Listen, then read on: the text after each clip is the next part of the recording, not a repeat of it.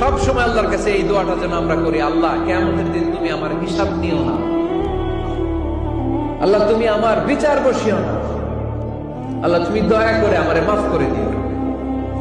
আল্লাহ যার বিচার করবেন ও জাহান্নামে যাবে, আর যার বিচার করবেন না সে জান্নাতে যাবে। আল্লাহ যদি বিচার করে আর পাই টু পাই হিসাব নেয়, নামাজ পড়লি না কেন, রোজা রাখলি না কেন, মিথ্যা বললি কেন, খাদ্যে ভেজাল দিলি কেন, মাছে ফরমালিন দিলি কেন, যৌতুক খাইলি কেন, ঘুষ খাইলি কেন, উল্টাপাল্টা করলি কেন, জিনা করলি কেন, একটার পর একটা প্রশ্ন বানে যদি সেই ভয়ঙ্কর দিনে আল্লাহ আমাদেরকে জর্জরিত করে, আমাদের কোন উত্তর আছে?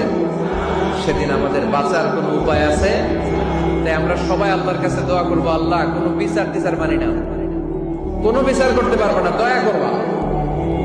কথা কয় না? কি করবে? এবার আওয়াজ করে বলেন, বিচার চান না দয়া চান?